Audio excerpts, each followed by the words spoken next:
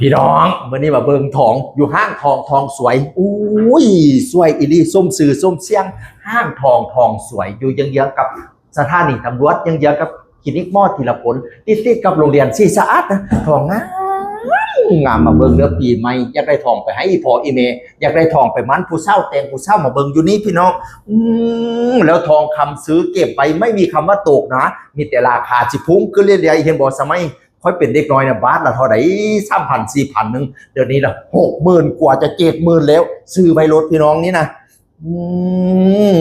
เว้นวงน้อยวงใหญ่ใส่ขอใส่แค้นเว้นใส่ซอยกระจรน้อยใส่หุ้งเหลี่ยมยุบหยาบมื้อนี้บ่เอาไล่ดอกเสี่ยวจัก2 โลมื้อนี้นะก็เบิ่งใกล้ๆมาเบิ่งใกล้ๆคุณดูสินะเวนนะพี่น้องเนี่ยวงน้อยวงใหญ่อันนี้จีพี่น้องจีตุ้มหูคุณนะเหลี่ยมพับว่าเบิ่งซอยบ่ได้นะซอยนะสุดยอดมากเลยครับผมคุณนะดูมาเรียงเบิ่งเส้นใหญ่เบิ่งพนักงานที่นี่เฮาเด้อบัดนี้คุณนะเส้นมันใหญ่ๆเส้นใหญ่ๆคุณนะพนักงานกำลังบริการลูกค้าอยู่พี่น้องห้างทองสวยเด้อมาเบิ่งเด้อพี่น้อง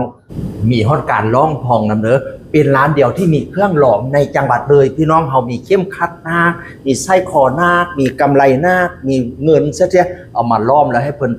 คิดเปอร์เซ็นต์เนี่ยมีเกียงเอ็กซเรย์คิดเปอร์เซ็นต์ เอ็กซเรย์เงินเอ็กซเรย์ทองปันเอ็กซเรย์คุณบ่เคยออกมาเป็นเปอร์เซ็นต์ทางคอมพิวเตอร์นะปันเนี่ยออกมาแล้วเพิ่นก็มาล้อมแล้วก็สิกลายเป็นตอนเอาตอนเงินตอนหน้ากันไปสั่งแล้วเพิ่นก็สิประเมินราคาให้เนี่ยบ่ได้มีเข้มขัดหน้ามีไส้คอหน้ากำไรหน้ากำไรเงินสินะมาที่ห้างทองสวยเด้อพี่น้องเด้อนี่นะคุณนะมุมนี้นะอุ้ยงามจริงคุณนะไส้คอเส้นบักใหญ่เมื่อกี้มีลูกค้าอยู่ก็เลยไทยบ่ได้เต็มทีนี่นะป้าพนักงานก็ยิ้มเยี่ยมไส้ดีจริงมีแต่พุงงามปรวยปลายบริการดีเก่งก็ อย่าลืมเด้ออย่าสิออกไปบอกพิกัดทางนอกว่าพิกัดตั้งอยู่ที่บริเวณไหนพี่น้อง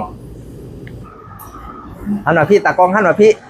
อันประทายวงนึงนี่คือร้านห้างทองสวยอันนั้นคือคลินิกหมอธีรพลนะติดกันนี่เป็นโรงเรียนสีสะอาดนี่นะทางพุ่นเป็นโรงจำนำเป็นสถานีตำรวจนี่เด้ออยู่ถนนเส้น